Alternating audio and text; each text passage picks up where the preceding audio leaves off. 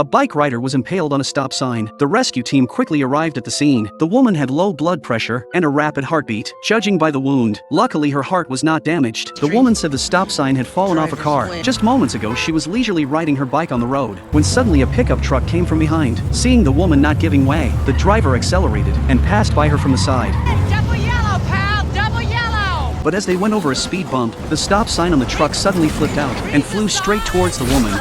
The woman's aorta was ruptured. If removed hastily, she would bleed too much and die on the road, but the edge of the stop sign was too sharp. If left in place, it would worsen the injury on the road. The paramedic quickly brought a tool to block the aorta, but just as she was operating, the woman's vital signs plummeted. Luckily, the stop sign was removed at the last moment, followed by an injection of medication. Then the woman's condition gradually stabilized. But what puzzled everyone was why the stop sign from the road ended up on the truck. Upon inspection, sure enough, the stop sign had indeed been stolen, and the next day 2 thieves were repeating the same operation. However, they were already being watched by the cops. When they realized, they tried to flee, but one of them was directly hit by a car and thrown into the air.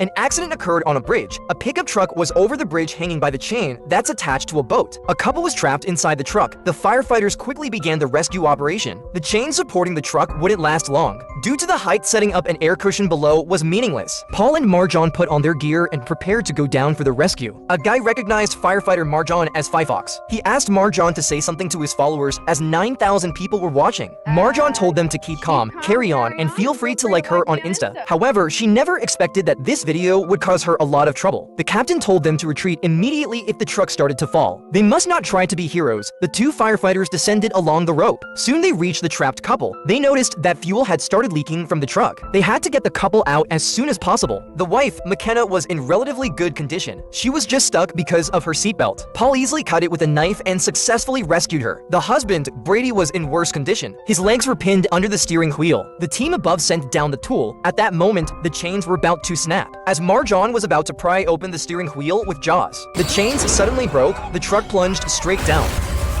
watching her husband die right in front of her. McKenna was devastated. The rescue mission ended in failure. However, a few days later, Marjan went viral on the internet. It turned out that McKenna had posted a video while she and Brady were hanging 100 feet off the ground, terrified. The firefighter who was supposed to save them was taking her sweet time flexing for the cameras. She told Fifox that she should be ashamed of herself. She cared more about likes than people's lives. Because of this video, Marjan was attacked by online trolls. After deep reflection, Marjan felt that she might have really made a mistake. She decided to apologized to McKenna in person. She and Paul went to McKenna's house. They rang the doorbell several times, but no one answered. Paul, being observant, checked his phone. He found that McKenna had posted a farewell video just 10 minutes ago. Sensing something was wrong, they quickly broke the window and entered the house. As expected, they found McKenna in the bathroom. They immediately began emergency treatment. She had turned pale and was no longer breathing. Marjan performed CPR on her right away. After relentless effort, McKenna finally regained her heartbeat. An ambulance arrived in time and took her to the hospital. Unexpectedly, they had saved her twice within just a few days. However, Marjan asked the paramedics not to post it online. Just don't post about it, okay?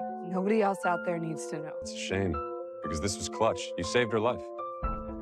This was crazy. A truck was speeding down the freeway while towing a house. The heavy trembling woke Layla from her sleep. She thought it was an earthquake. Panicked, she got up and rushed to the window. To her shock, she found herself on the freeway. She quickly dialed 911, telling them she might have been kidnapped. The dispatcher, Grace, told her to stay calm and asked if she could see the driver. Layla staggered to the window. Through the rearview mirror, she clearly saw the driver, her ex-husband, Mitch. They had just gotten divorced not long ago. Furious, Layla lost her balance and fell to the floor. Grace told her to find a safe place to hide, saying the rescue team would arrive soon. Moments later, a police motorcycle sped up behind them. The officer quickly rode up beside Mitch, ordering him to pull over immediately, but Mitch refused. As the truck jolted, a piece of metal nearly hit the cop. He decided to block Mitch at the next intersection. Meanwhile, the firefighters were on their way. Not only did they send a fire truck, but they also deployed a helicopter. They planned to perform a rescue from above. Once everything was ready, firefighter Marjan rappelled down. Just as she neared the trailer, Mitch suddenly swerved the steering wheel, making it impossible for her to land properly.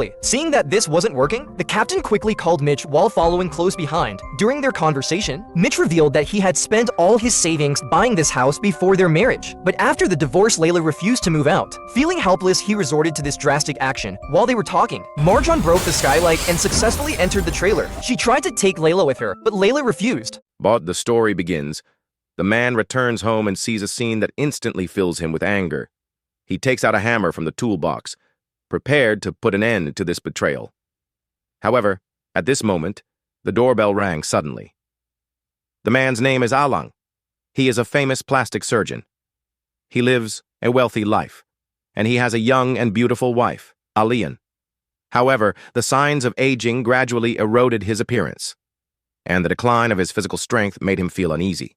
Alian was still gentle as always, but her subtle alienation and strange phone calls made Alang sense the crisis. That day, Alang drove off to work. After Alian watched Alang's car disappear on the street, the smile faded instantly. She dressed quickly, put on seductive pajamas, and called her lover, Aking. Soon, Ching arrived gracefully, and the villa was instantly filled with a subtle atmosphere, and all of this was seen by Alang, who had quietly returned. Listening to the noises in the house, Alang felt as if his heart was being torn apart. So there was the opening scene.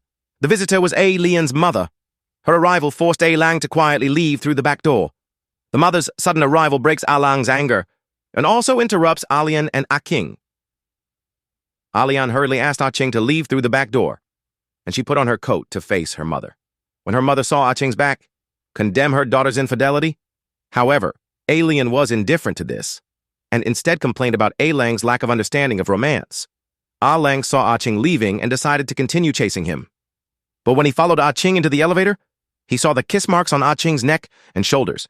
He could no longer suppress his anger and clenched the hammer tightly. At this time, the elevator stopped at the 9th floor. Ching left. Alang had to temporarily put aside the idea of revenge.